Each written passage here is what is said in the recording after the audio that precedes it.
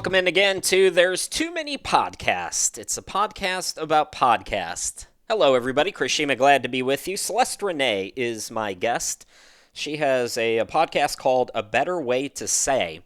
And even though I've worked a long time in broadcasting, I've learned a lot from her wonderful podcast. It's just delightful, and it's relaxing, and it's soothing, and Celeste just kind of draws you in. She's got this calming energy about her that is almost Buddhist in a way. I wanted to mention a couple of things. As always, there's too many podcasts.com. That's the official website. If you have a podcast that you're a fan of, maybe you host a podcast, we're always looking for interview ideas, and you can submit it and email it to me there. Again, there's too many podcasts.com. You can also follow me personally on Twitter at Chris Sheeman, and you can follow the podcast on Threads at There's Too Many Podcasts. Ditto for Instagram as well. And we thank those of you who have been joining us here in our first season. I really do appreciate it. I've gotten a lot of feedback from podcasters themselves, which has been really nice to hear. This has been, Celeste and I are going to go into this topic a little bit. She actually interviews me a little bit in this episode, which was nice. I think Celeste is learning a little bit about the craft as well, as we all are. We're always learning, aren't we? But so we go into this a little bit during our conversation, but it's been nice to find this community. There's definitely a community in the podcasting world. There's 8 billion of us, so there might as well be. But it's been very enjoyable this first season. And my guest today is really one of my favorites. Might be my favorite podcast. And talking to her today, if you know anybody in their 20s, it's almost always just crazy nonsense.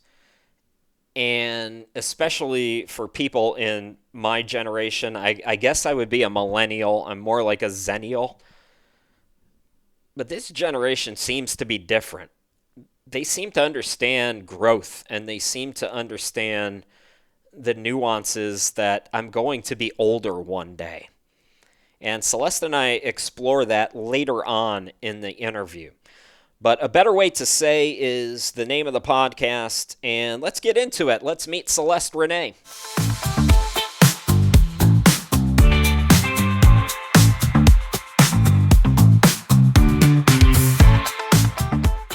Okay, so like I told you, we're kind of rolling right now. We just jump right into it. So how are you? Perfect. I'm doing well. I think this is my first Skype call since probably 2008. So just getting used to the platform.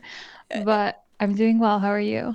I'm fine. I've been very emo in 2 of these podcasts, so I've just decided, even though I'm still feeling poorly, we're just going to say fine and see how that takes us through the evening. But the prevailing theory and the prevailing feedback that I'm getting from my guest is, why are we using Skype?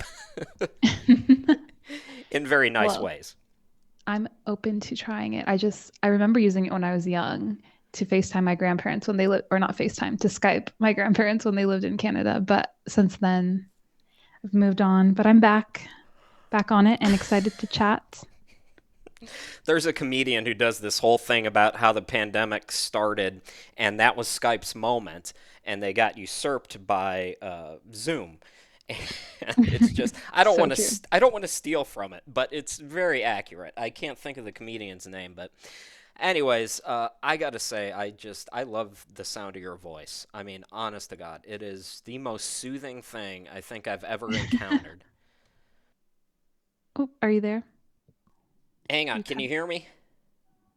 Yes, I think you were in the midst of complimenting me, and I never like to cut people off when they're doing that. So you're welcome to keep going. We'll cut that part. Okay, so right now is normally cat play time, and I almost got my stomach sliced wide open. So I have to Oh, calm that's how down the cats kitty play. cat. I Yeah, didn't. this time of the day she knows, okay, there's usually no work going on, so it's playtime. and she needed to learn otherwise there for a moment. So I almost died, but yes, very, very comforting sound listening to your podcast. I, I, I I don't really have much more to compliment there. I just think it's a lovely voice you have. Well, thank you. I have had some listeners tell me it reminds them of ASMR, which I don't know if you've seen the ASMR videos It where is they on my notes. It's damn near ASMR is the first thing I wrote down. that wasn't my intention. I do have a softer voice and it's something that I used to think as a sort of disadvantage because louder people, tend to get the attention and can talk over you in meetings and such, but I definitely leaned into it for the podcast. So that's what we're working with. Yeah, I mean, have you honestly thought about doing ASMR? I know there are certain people who use it for nefarious things, but it really is. I use it every night Oh, almost. really? Yeah, oh, I love it. I have trouble turning my brain off, as our listeners will find out in upcoming podcasts, but I really, really have trouble relaxing at night, and ASMR videos definitely do the trick for me. I haven't explored that realm, but the current podcast content is keeping me busy, so likely no ASMR in the near future. Now, my girlfriend, before we talk about your podcast, Hmm. I have never dated somebody so into fashion in my entire life. And she does it in this very unique, frugal way where she thrifts most of what she comes up with. And she is wonderfully skilled at it. She's got a decent social media following. I think it's a part of that. But I wanted to just kind of talk fashion with you, believe it or not, because you have something called Elegance Edits Fashion. I What is that? do. Yes, that's my fashion blog. That's really cool that your girlfriend is doing that. I know more people are trying to get into more sustainable ways of building their closets. So that's awesome. She's able to do it through thrifting. I have the Elegance Edit, which is a blog dedicated to capsule wardrobes and minimalist fashion. So it definitely leans toward having a smaller closet and being creative with how you mix the pieces and create ensembles. And I also really love fashion. I'm more tilt towards the timeless classic sort of pieces. And I guess I just like timeless things. I weave in a lot of ancient wisdom and things in my podcast too. So I Hmm. just tilt towards the classic. But yeah, the podcast and the blog, I guess, have that in common, that classic element. And yeah, I do enjoy fashion just like your girlfriend, apparently. Yeah, it's something that when she takes me out, I know she feels bad, but I'm really just enjoying watching her just light up when she finds the right piece. I guess that's love. It's got to be because I've never thought about fashion before in my life. Awesome. I'll have to look up her socials if you send them my way and see her creativity. Oh, that's a whole topic of conversation that we should probably just move on for. Just um, a better way to say is the name of the podcast. This is Celeste Renee, by the way, and when you originally reached out to me to talk about this idea, I'm wondering where it came from for you and how you went about starting this whole podcast. Yes, the origin story.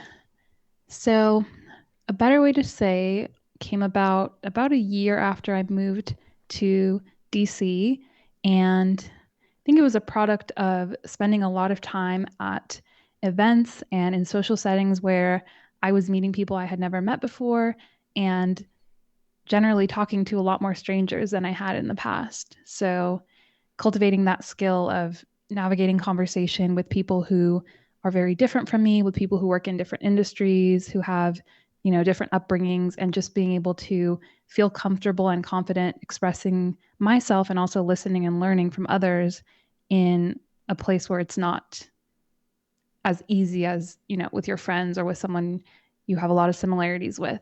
So I found myself cultivating that skill in political events and networking settings and just events on the Hill and ended up getting pretty good at it. And I figured I could probably share some of what I've been learning. And then I also wanted to blend it with one of my interests, which is philosophy. I quite enjoy philosophy. learning about it, reading about it. And so I tried to give each episode a little bit of grounding with Hmm. lessons from philosophy or from ancient philosophers and weave those in to kind of give the episodes a little more fullness in terms of the points and how to use them. I think there's a lot of wisdom that's available. So that's kind of how it came to be. I just blended two of my interests, one that's more reading focused and things I do alone, and then one that's definitely more people focused and one that I'm out and about doing, and kind of married the two. And a better way to say was born. I almost think of some of the content as spirituality and exploring how that affects speech. Am I on, Interesting. on the right track there? What do you mean by that? Will you expand? Well, a little bit what you said about the philosophy. It's almost like it comes from within. I have been working in broadcasting for over 20 years, and honestly, I'd never once thought about some of the things that you're talking about and the way that you tie in the past and the way that you tie in the internal almost retraining your brain in a different thought process, I think is somewhat spiritual. Yeah. I'm glad that comes across, especially in the retraining, because what I've found in some communication content is it feels a little shallow and it feels just too surface level, like, just smile or, talk about a similarity, like try to find a similarity with someone. And we have these surface level tips that can help and they're not bad, but I think ultimately, if you really want to be a confident communicator, if you really want to speak with power and have people turn and hear you when you speak, it has to come from a deeper place where you're more of a thoughtful person in general. And then you can train that energy into whatever conversation you fall into. So it is, I do think, in that regard, more about cultivating yourself and your talents. And even Aristotle talks about how speech is unique to man, like nature has endowed man with the gift of speech, and that's what sets us apart from the animal. So it definitely is something unique to humans and something that I hope to see more people cultivate and care about rather than having sloppy speech or speech that we don't feel proud of using. So, yeah, that's one of the goals with the podcast for sure. Were you an introverted or are you an introverted person, would you say? I wouldn't say so. I do enjoy time to nourish my mind. So I guess in essence, I have to be partially introverted just to get that time alone. But I really do feel energized around other people, meeting new people. I get a little thrill from going to somewhere where I don't know anyone and I have to kind of figure out who I'm going to meet and how to relate to people. So I think that's the definition of extrovert, which is getting energized by being around others. Yeah, But I know everyone has a little bit of mix of both. yeah, you are definitely not an introvert. I am an introvert, and my anxiety thinking about all of these things is through the roof right now. Would you not go to an event alone, do you think? I had an opportunity actually today. I am trying to be somebody who will go out and I need to meet people. Like I have my girlfriend, I have my mom, I have a couple of friends scattered throughout the planet, and that's about it. And I'm realizing now that I'm living in Cleveland, where I moved about a year ago, I don't really have anything outside of those things. I have no support system. I've been struggling lately, so I've got to get myself out there and I've got to meet people. And I had an opportunity today, and it was a lot of I didn't sleep great last night. I think I'll pass. So, yeah, therapy is forthcoming for yours truly. I think that it's a common sentiment, though, from a lot of people.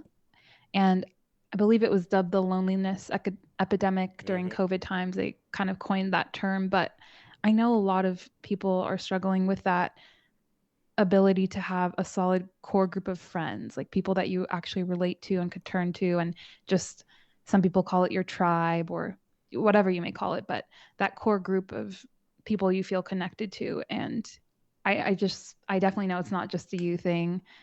Even for me, because I'm somewhat of a digital nomad right now, traveling around since I can work from anywhere. And, putting down roots is something that eventually I want to do because I feel like I will be more connected in a city versus, having friends all out and about, which is great, but having that deeper kind of true tribe is more difficult, I think, in our day and age. That is exactly what I spent probably the last 11 years of my life doing. I could live anywhere I want, so I did. And it was great. I loved it. It was fantastic. But now that I'm back in my hometown, what I've found is, well, everybody's kind of gone on with their lives, you know. Mhm. It's not, well, Chris is back in town, let's stop everything. It's, oh, Chris is back in town, and maybe we'll see him once a year because they have things. They've started their families, they've started their lives. I've been on all of these crazy adventures, and I don't regret any of that for a second.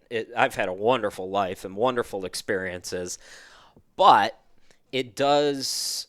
It makes you more of an acquaintance to people rather than forming solid bonds when you live that kind of lifestyle. Right. Um, uh, I think you know where I'm going here, right? My favorite episode that I listened of yours was the 7 micro habits to sound eloquent. Okay. Being from the Midwest, I'm never going to sound eloquent. We just don't have that in us. But I notice now I don't do this when I'm broadcasting sports, which is primarily what I do in my quote unquote broadcasting work. I don't do a lot of uhs and ums and things like that. Basketball is happening fast. I'm reacting to what's going on.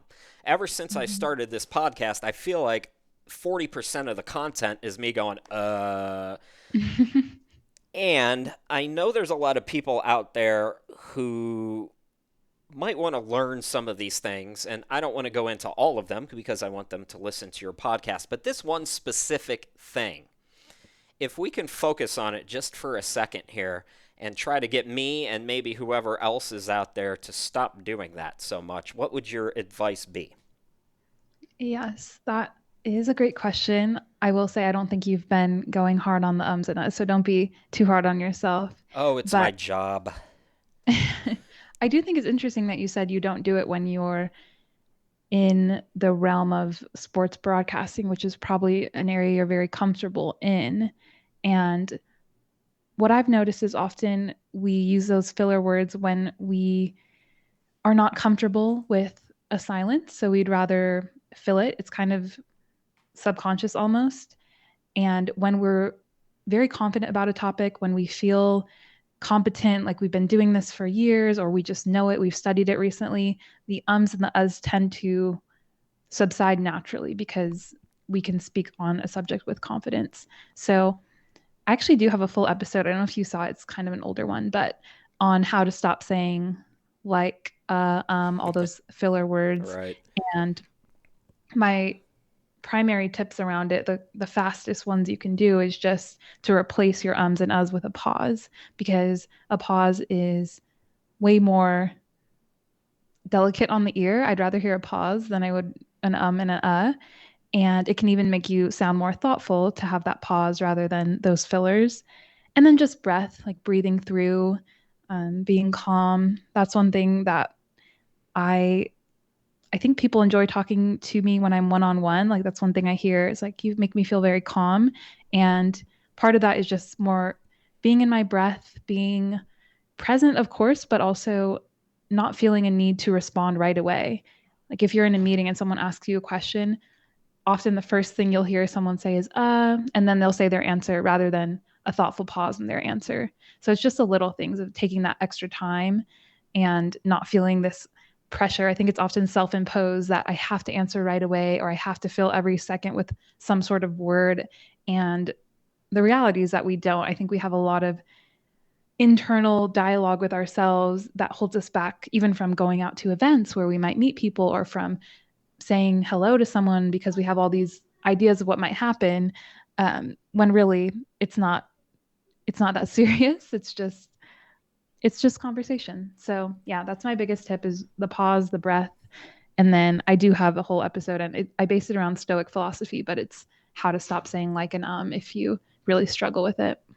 It's really interesting topic because I my ex, we're still friends, but I don't think she's going to hear this particular episode. But anyways, if she does, I'm sorry. But she would I would get into conversations, and it was almost like a horse race. Like you had to get out of the gate and you had to start talking, and if you took that pause, if you took a moment of reflection, that was it. It was her time to go. Mm. So I really feel like as a broadcaster, I might have regressed a little bit in that relationship because my brain just started going so quickly. And it's really interesting to think about that now. After listening to that podcast, I thought to myself, my God, dead air is always a number one worry of anybody who works in broadcasting. However, the dead air of, like you said, just taking a brief moment like that instead of saying, can Hmm. really make a difference and can make you sound more intelligent, I guess. Is Dead air. intelligent That's right? what it's called. Okay. I'm learning broadcasting terms from you. Yeah. Oh, I don't think we should fear dead air, at least not in our normal day-to-day conversations. yeah, definitely Yeah. not. Can I turn it on you and ask what started the idea for the Too Many podcast? I've A little talked bit of a meta title. I've talked about it a little bit. I was talking to somebody on Reddit in one of the radio groups, and we were just kind of talking about the industry. And radio was my first love, and it broke my heart. It doesn't really exist anymore. You have it in your car, but it's not there like it used to be when it was community focused, when it was connecting with people, when it was silly nonsense and just fun. That has all been taken away by the conglomerates. So I left radio pretty quickly. Some of the worst people I've ever met in my professional career were in radio. Jimmy Kimmel says the same exact thing. But I miss talking about things in broadcasting, and I miss talking about those aspects of it. And this conversation that I had with this person on Reddit made me think, what about a podcast about podcasts where we invite people on where we discuss? Now, that's part A.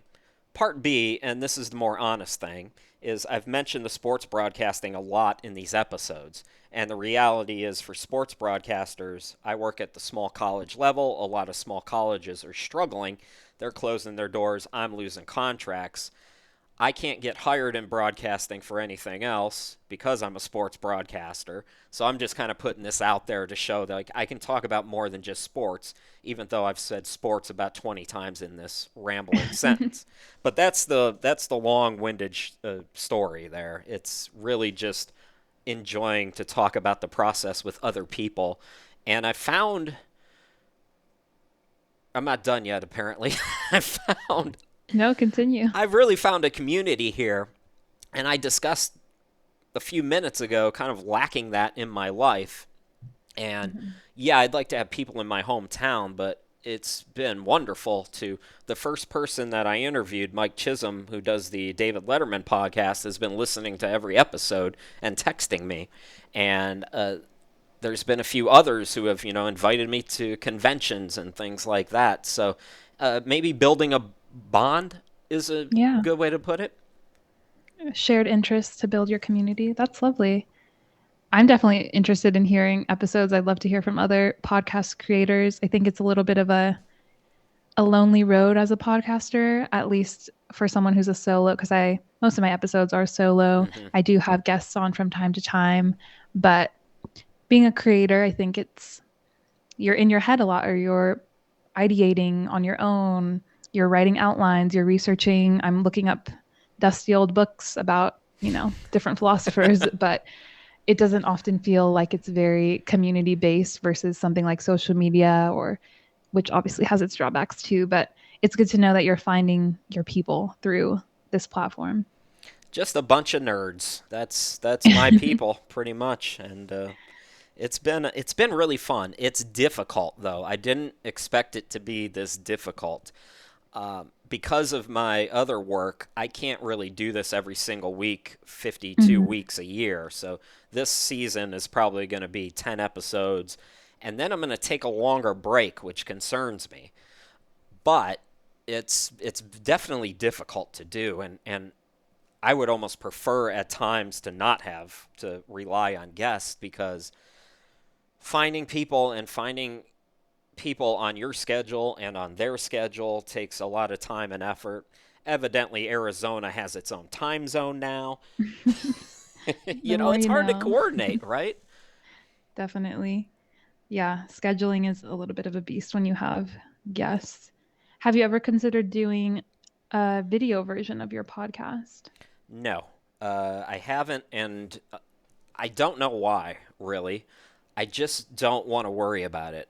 I just don't want it to be another thing that I have to worry about. I do a lot of video work. This is my summer when I get a break from it. And I don't listen to or I don't watch podcasts personally. I I don't know, either. yeah, there's certain celebrity ones that I might put on YouTube, but I prefer it like this. It's radio, like I said. Yeah, I've been getting pushes from a few people to place mine on video, less for people to watch and more for growth. Marketing the podcast with clips would be easier, if you can see your face and you're talking. So that's something I'll probably move the show into, but it is definitely another layer as I'm learning of editing and production that it's just not as seamless as picking up my mic and speaking what I'm thinking about. So it'll take a little more thought, but I think in terms of growth, it'll probably be best for the show. So, You can record it through Zoom, through Skype, through Google Meets. There are plans in place for that.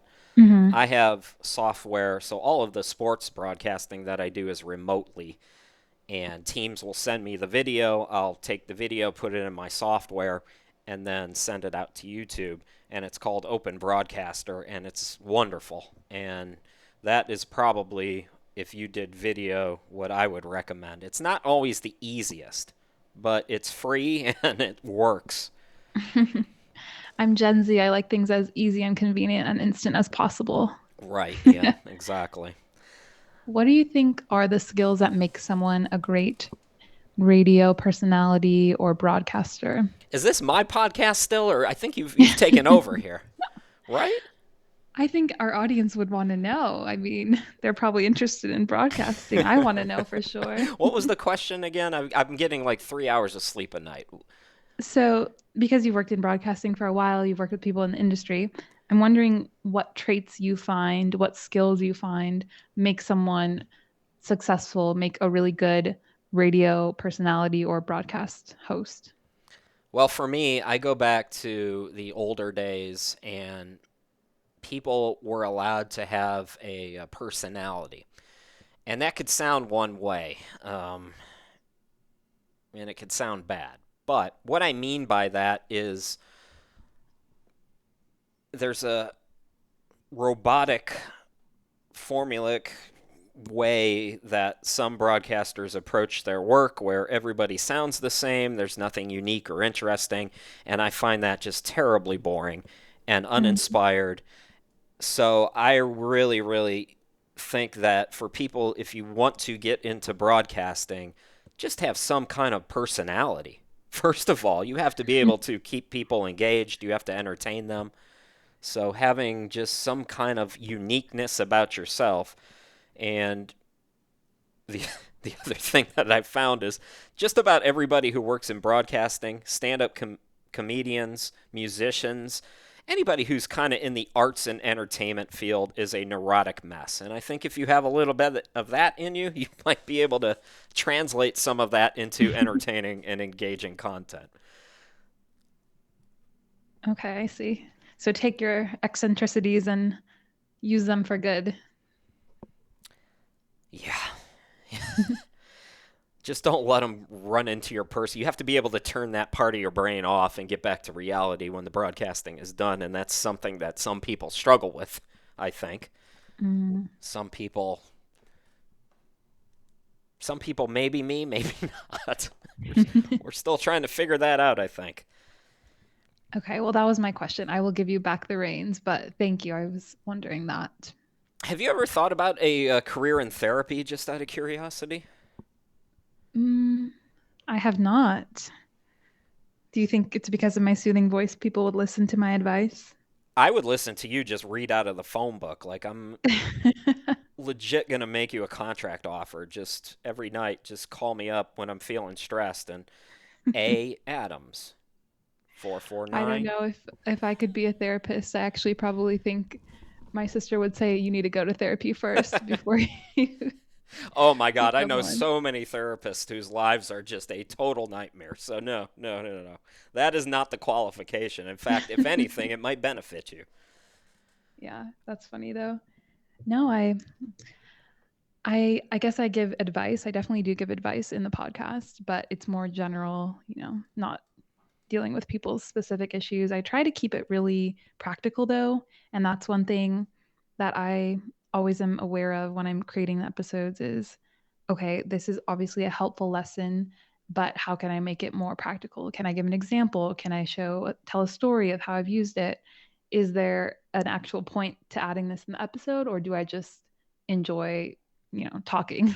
So I really try to cut the episodes and keep them between like 20 to 30. I think my longest is longer than that, but it was a guest episode.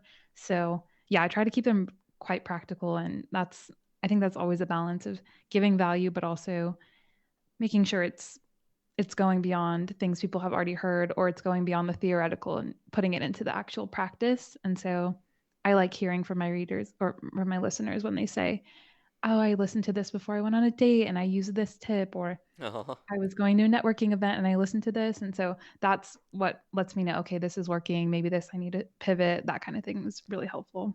This would be a great idea for maybe follow up future podcast ideas for you if you come back to these people and maybe they went on that first date and here they are together 6 years later. That would be a really interesting thing to explore, wouldn't it? Let me attend the wedding. No, that would be so fun. Yeah, that's one thing I need to hone in on more is listener engagement. I read the reviews and some people just know me, so they'll DM me about it. But in terms of actually building a community with my listeners, I need to get better about that. I feel like I'm doing it on the blog a little bit more than I'm doing it on the podcast. So I need to marry that. Yeah. I struggle a little bit, even though I work in marketing, with the marketing of this as well. You want to try, and certainly I want to have that connection with whoever's out there listening, but it's Mhm. very, very, very difficult to do. Yeah. Especially with a podcast. I mean, I love certain podcasts and I've never commented on or even interacted with them. I just think, wow, that was a really good episode. And I go about my day. So actually getting to connect is going to take a little more thought. But I have had some people reach out to me and ask if I offer one on one coaching. So I'm considering for the future of the podcast doing either some courses or something more tangible that people can walk away with that goes beyond the podcast, whether it's a downloadable or just something that keeps it more at the forefront of their minds. So they feel like they're getting value on the go and they don't always need to listen to a full episode to feel like they're getting something. Have we mentioned the name of your podcast? I don't think we have. It's a better way to say this is Celeste Renee. Yes. Oh, I should have done that at the beginning. But 30 minutes. No, no, Celeste, the host of the damn show that you're on, who has invited you here as his guest, should have done that. Who's got 20 years of broadcasting experience. No, no, no. Don't you take that on. This is all on me here. we'll just edit it in.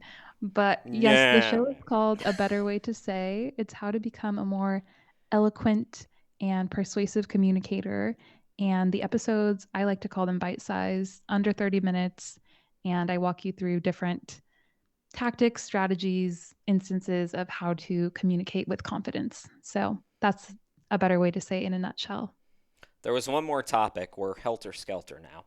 There was one more thing I wanted to ask you about building your mind in your 20s. How do you do that when your 20s are just chaos?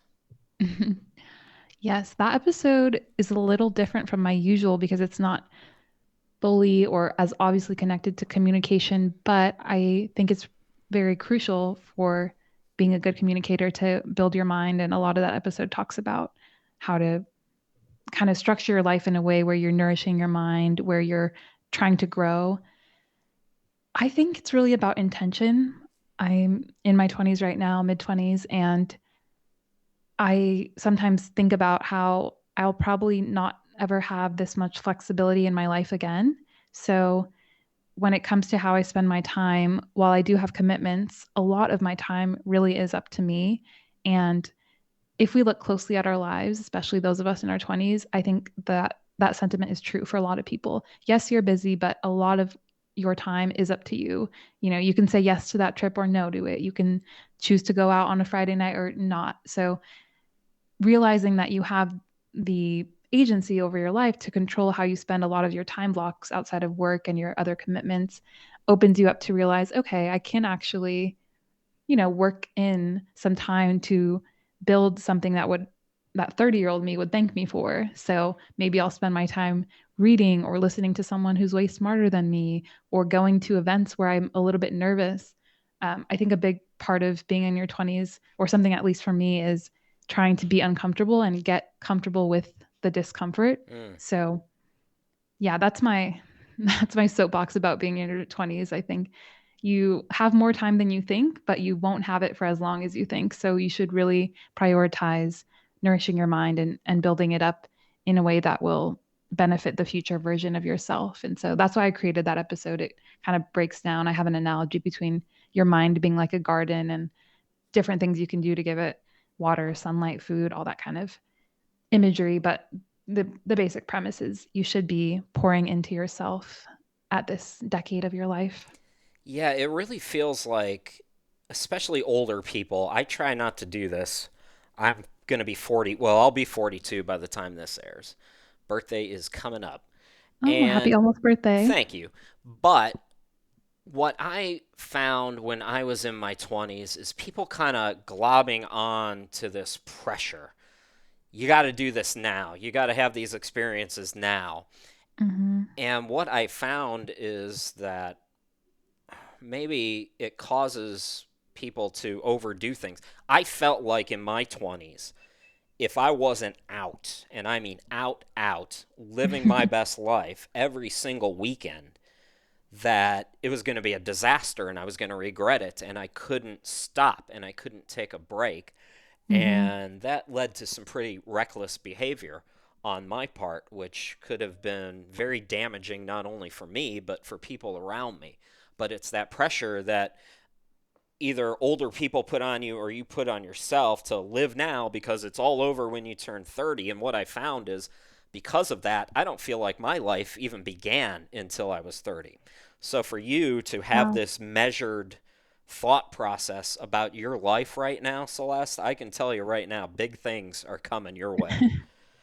Oh, that's really good to hear. Thank you. And I I hope other people resonate with that message too. I think what you're expressing about needing to be out or needing to be part of the mix is very common, and it makes sense. Of course, you want to be out where things are happening, but I I think I would really regret just living so much for the present that I forget to build something for my future. And I know a lot of people agree with that just based on what I hear when I talk to people, thoughtful people at least, about their 20s. So I would say it is a confusing decade, but it's helpful, or it's a little bit peaceful to have some sort of grounding of like, I know that I'm slowly but surely building up towards something. And maybe I don't even know what this something is yet, but I have an idea of it and it's coming to fruition down the road.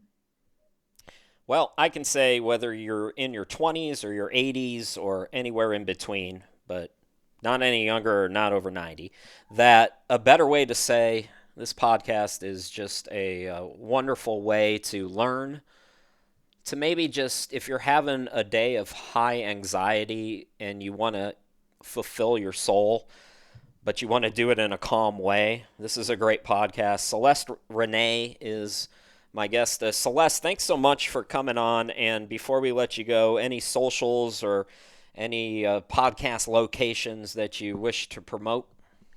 Yes, thanks for having me. Very happy to chat all things A Better Way to Say. The best way to find me, you can find me actually on X at Hey Celeste Renee, so Hey and then Celeste Renee. And then you can find the show on Spotify, Apple Podcasts. And if you have episode ideas for me, I'm always looking for feedback, episode ideas. You can go to betterwaytosay.com and pop those for me there. So yeah, those are the best ways to find me.